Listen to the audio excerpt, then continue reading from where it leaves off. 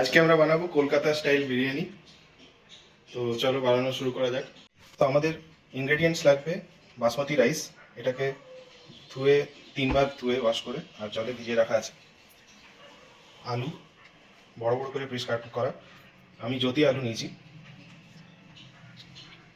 তারপরে চিকেনের পিসগুলো ফুল লেগ পিস যদি হয় সব থেকে ভালো হয়, কারণ বিরিয়ানিতে লেগ পিস কিংবা হাড়ের পিসগুলো সব থেকে বেস্ট হয়। তো আমার দেখবেন এখানে ফুল লেগ পিস যেগুলো আছে আমি এগুলো প্রেফার করি, এগুলোতে মাংসটা খুব নরম হয় খেতে আর জুসি থাকে। আর লাগছে আমার গরম মশলা, আমি 2 জায়গায় গরম মশলা নিয়েছি। একটা যখন রাইসটা কুক হবে, রাইসটা জলে ফুটবে তখন দেওয়ার জন্য, আর একটা যখন চিকেনটা রান্না হবে সেই ওইখানে দেওয়ার জন্য। তো চিকেনেরটাতে দেওয়ার জন্য আমি এখানে দিয়েছি এলাচ, লবঙ্গ, দারচিনি, জায়ফল, জয়িত্রী। আর যেটা আমি রাইস ফোটার সময় জলে দেবো ওইখানে দিয়েছি এলাচ, লবঙ্গ, দারচিনি আর কিছু তেজপাতা। তার সঙ্গে লাগছে আমি ঘি, কাশ্মীরি লঙ্কার গুঁড়ো, জিঞ্জার গার্লিক পেস্ট আর গরম মশলা। প্লাস এখানে আমি একটা জায়গায় কিছু কেসারকে রেখেছি ভিজিয়ে, এটা বিরিয়ানির ওপর দেওয়া হবে। প্লাস আমি নিয়েছি এখানে খোয়া ক্ষীর, মাওয়া বলে পাওয়া যায় আমুলের, আর দই, প্লেন সাদা দই। ফ্লেভারের জন্য এখানে গোলাপ জল, ডাবরের গোলাপ জল আছে, কেওড়া ওয়াটার আর বিরিয়ানি আতরটা আপনি যে কোনো গ্রসারি দোকানে পেয়ে যাবেন, ভালো কোয়ালিটি দেখে কিনলে ভালো হয়। এটা হচ্ছে মোগলাই মিঠা আতর। পেঁয়াজগুলোকে প্রথমে কেটে নিতে হবে।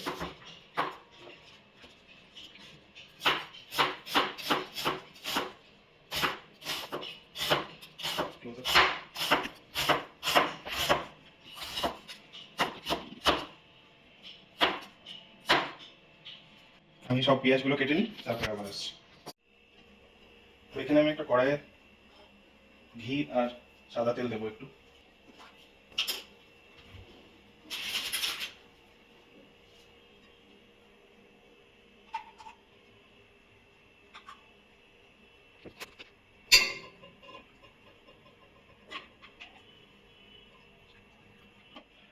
ঘিয়ের সঙ্গে একটু সাদা তেল দিয়ে দিচ্ছি।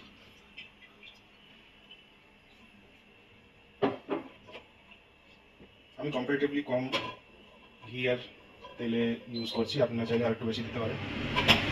এই তেলে আমি এই পেঁয়াজগুলোকে ভাজতে দিয়ে দেবো।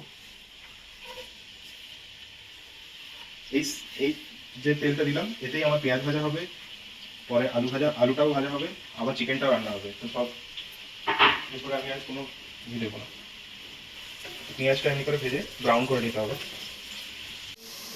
এটাতে এখন পেঁয়াজটা ভাজা হচ্ছে, যতক্ষণ পেঁয়াজটা ভাজা হচ্ছে আমি চালটা ফোটা বা জলটা রেডি করতে দিয়ে দিই। তো আমি পাশে এখানে এই কিছুটা জল ফুটতে দিয়ে দিচ্ছি। প্লাস এতে আমি এলাচ, লবঙ্গ, দারচিনি, গরম মশলাগুলো দিয়ে দিলাম। সঙ্গে তেজপাতা আছে, তেজপাতাগুলো হাফ করে দিয়ে দিয়েছি। আর একটু নুন দিয়ে দিতে হবে। নুনটা একটু 1-2 চামচ বেশি হলে কোনো অসুবিধা নেই, জলটা আমরা ঝেড়ে নেবো। এই জলটা আগের থেকে ফোটানোর কারণ হচ্ছে এই মশলা যে রসটা, এই জলটা এসে জলটাতে মিশে যাবে, তারপরে আমি এই জলটাতে চালটা ফোটাবো। তো চালটা ফুটতে দিয়ে দিলাম। তো পেঁয়াজটা আমার ভাজা হয়ে গেছে, পেঁয়াজটা দেখে নিই। পেঁয়াজটা যাতে না পড়ে এরকম স্টেজে আমরা এতে জল দিয়ে দেবো।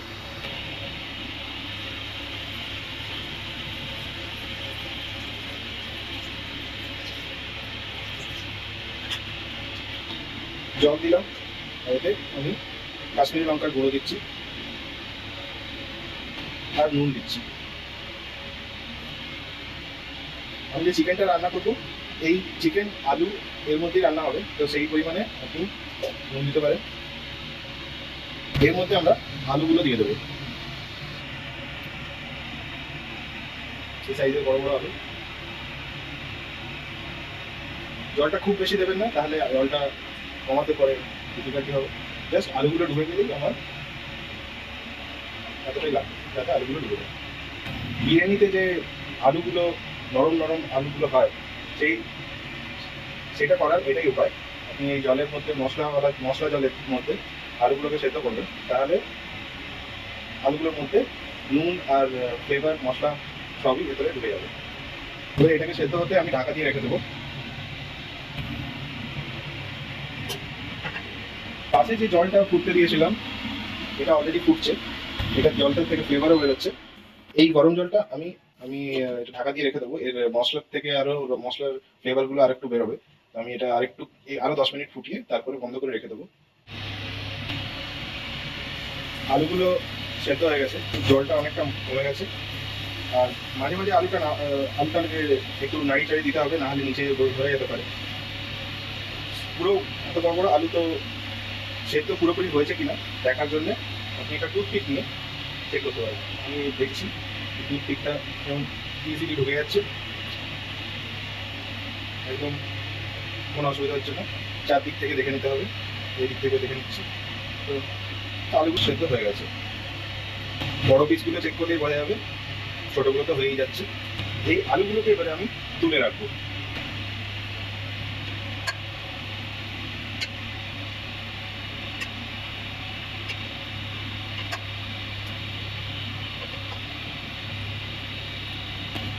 এই আলুগুলোর মধ্যে একদম ভেতর অব্দি এই ফ্লেভার জলটা আর ফ্লেভারটা ভালো করে ঢুকে গেছে।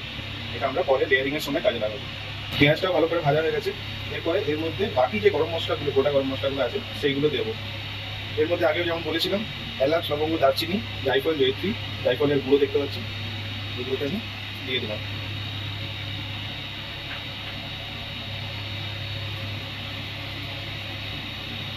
মনে হচ্ছে একটু জল লাগবে, আমি একটু জল দিয়ে দিচ্ছি, সামান্য, বেশি জল দেবো না।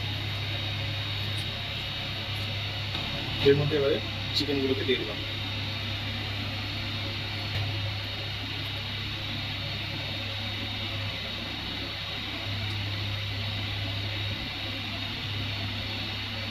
এগুলোকে একটু নাড়াচাড়া করে মাখিয়ে দিই।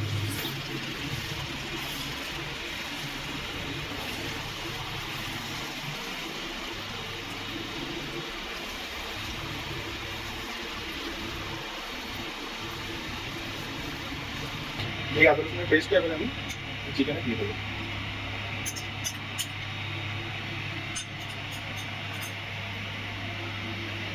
এটা একটু মাখিয়ে দিই। এই বড় পিসগুলো নিচের দিকে জলে ডুবিয়ে মশলা জলটাতে ডুবিয়ে আর এই ঢাকা দিয়ে এখন এটাকে চিকেনটাকে একটু সেদ্ধ হতে দেবো। আমাদের আরেকটা জিনিস লাগবে, দুধের মধ্যে, এটা ফুল ফ্যাট দুধ নিয়েছি আমি। দুধের মধ্যে কিছুটা খোয়া ক্ষীরকে মিশিয়ে চিকেনটার মধ্যে দিয়ে দিতে হবে।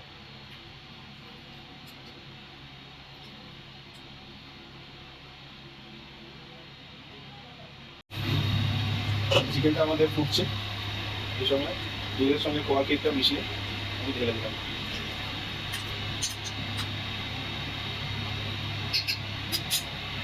এই স্টেজে খোয়া ক্ষীরটা দিলে এটা এই কুক হওয়ার সময় নিজেই গলে মিশে যায়, পরে দিলে ওটা মেশে যায়। এর সঙ্গে এই স্টেজে আমি একটু কেওড়া জল আর একটু বিরিয়ানি আতে এতে দিয়ে দেবো।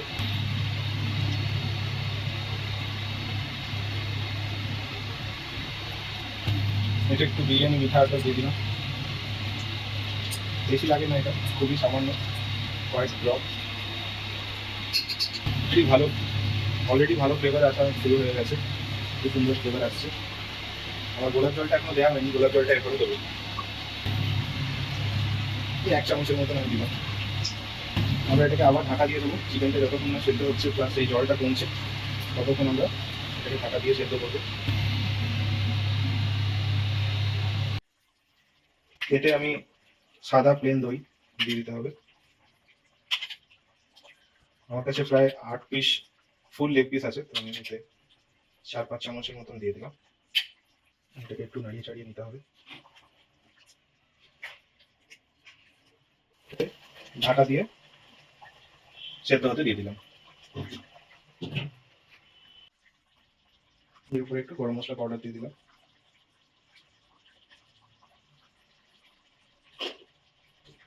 এবার আমি এটাকে ঢাকা খুলে আরো ফোটাবো, কারণ আমার চিকেন সেদ্ধ হয়ে গেছে, আমাকে একটু জলটা কমাতে হবে। চিকেন সেদ্ধ হয়ে গেছে বোঝার জন্য যখন দেখবেন এমনি হাড় থেকে মাংসটা ছেড়ে ছেড়ে যাচ্ছে এইভাবে, তার মানে চিকেন ভালোভাবে সেদ্ধ হয়ে গেছে। চিকেনটা অলরেডি হয়ে গেছে। এরপর আমি ওই চালটাকে সেদ্ধ করবো। তো প্রথমে আপনার মনে আছে এই জলটাতে মশলা দিয়ে জলটা একবার ফুটিয়ে আর আমি রেখে দিয়েছিলাম। এটাকে আবার আমি ফোটাবো। আগে ফুটিয়ে রেখেছিলাম তো জলটা কেমন একটু হলদেটে হয়ে গেছে, তার মানে মশলার পুরো ফ্লেভারটা বেরিয়ে জলের মধ্যে এসে গেছে। এবারে যেই জলটা ফুটবে আমি এতে চালগুলো দিয়ে দেবো। জলটা খুব সুন্দর ফুটে গেছে। এরপর আমি এই চালটা যেটা ভিজিয়ে রেখেছিলাম, ভিজিয়ে জলটা ঝরিয়ে রেখেছিলাম, এই চালটাকে দিয়ে দেবো।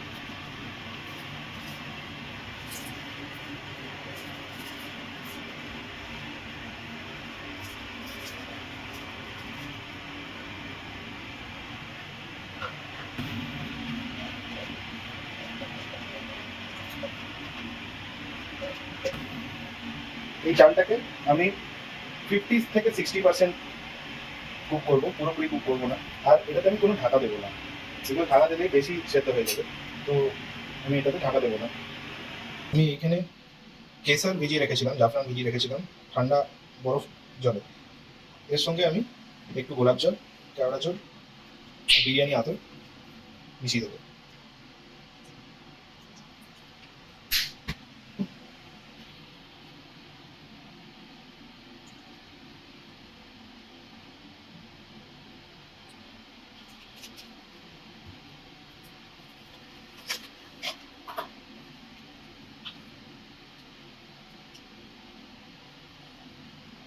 এটা বিরিয়ানি আতরটা দিচ্ছি।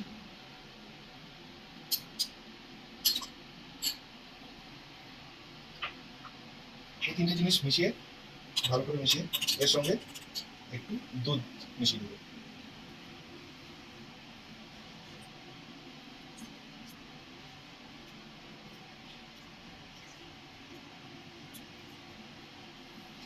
এটা আমরা ইউজ করবো যখন বিরিয়ানিটা দমে বসাবো, ঠিক তার আগে এটাকে বিরিয়ানিতে চালটার উপরে দিয়ে আমরা দমে বসাবো। এটা আগে থেকে রেডি করে রাখলে তাড়াতাড়ি হয়ে যায়। আচ্ছা, আমার 4 মিনিট হয়েছে, কিন্তু আমি দেখলাম চালগুলো অলরেডি হাফ টার্ন হয়ে গেছে। তো 4-4.5 মিনিটের মাথায় আমি এটাকে নামাবো ভাবছি। আরেকটু যেমন টিপলে জাস্ট বাইটটা আছে কিন্তু ভেঙে যাচ্ছে,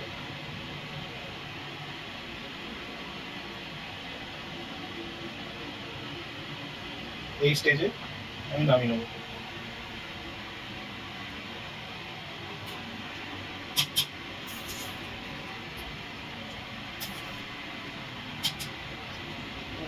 আমার তাহলে তিনটে জিনিস রেডি হয়ে গেছে। এই দেখুন চিকেন রেডি। এটা আলুটা যেটা তুলে রেখেছিলাম ভেজে আর সেদ্ধ করে, আর এটা জলটা ঝরিয়ে নিয়েছি, ভাতটা দেখতে পাচ্ছেন একদম মানে গোটা গোটা ভাত আছে। আমি করে হাত দিলে 80%-70% টান হয়েছে, বাকিটা আমরা দমে করবো। একটা বড় জায়গা নিচ্ছি, এটা আমি দমে বসাবো। তো নিচে অনেক সময় নিচেটা ধরে যায়, তো আমি এখানে একটা বাটার পেপার দিয়ে দিচ্ছি যাতে নিচেটাতে পুড়বে না বা কম পুড়বে, নিচেটাতে যাতে পুড়বে না। ওকে, তো প্রথমে আমি এই পুরো চিকেনটাকে আমি ওখানে ঢেলে দেবো। এটা শুদ্ধ ঢেলে দিই।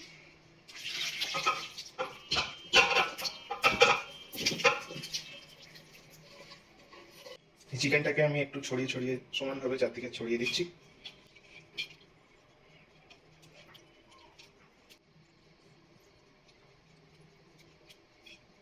চিকেনটা ছড়িয়ে দিয়েছি, এর উপরে আমি আলুগুলোকে সাজিয়ে দিয়ে দিচ্ছি।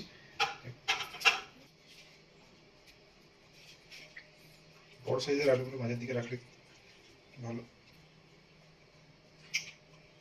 ওকে, আমার আলু বসানো হয়ে গেছে, চিকেনটা দেওয়া হয়ে গেছে। এরপরে আমি এই চালটা এর উপরে দিয়ে দেবো।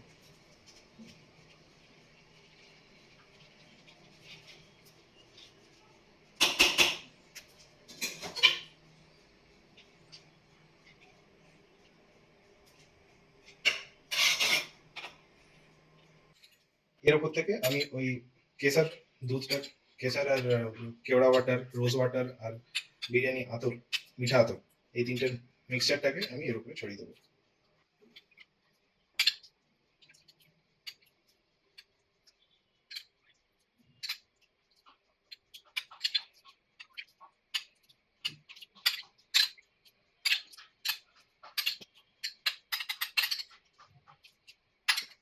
একটু ঘি দিয়ে দেবো।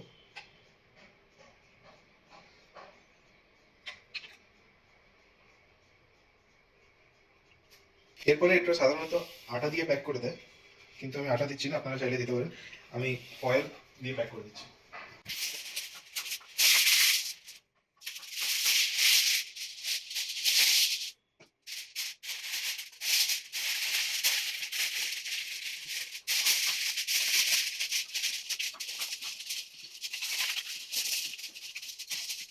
এই জায়গাটাকে বন্ধ করার জন্য এই দিক থেকে একটা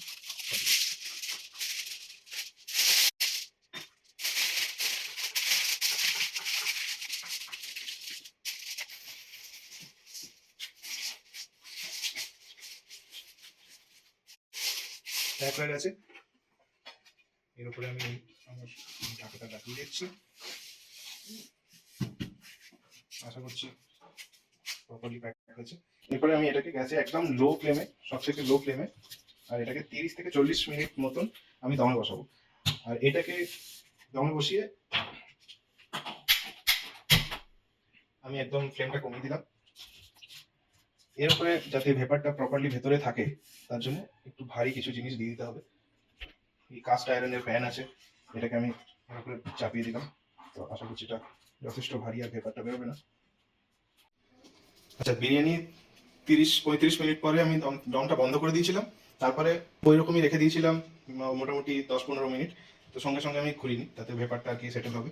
এবার এটাকে খোলা যাক।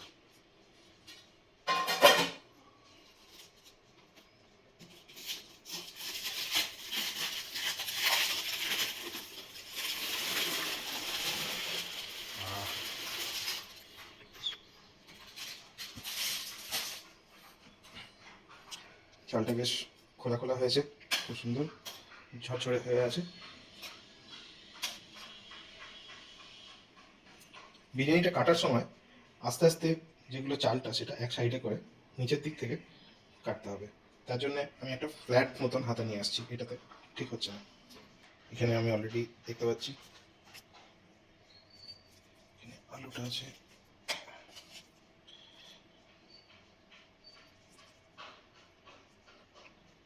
দেখতেই পাচ্ছেন খুব সুন্দর ঝরঝরে বিরিয়ানি চালটা হয়েছে।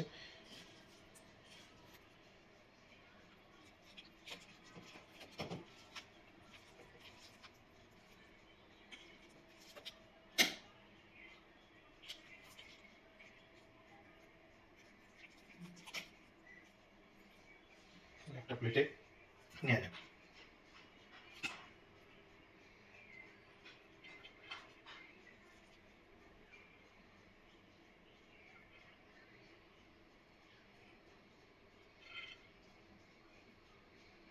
যখন সার্ভ করা হবে প্রতি প্লেটে কিছুটা করে মশলা রাইস আর কিছুটা করে সাদা রাইস মিলিয়ে দিতে হবে।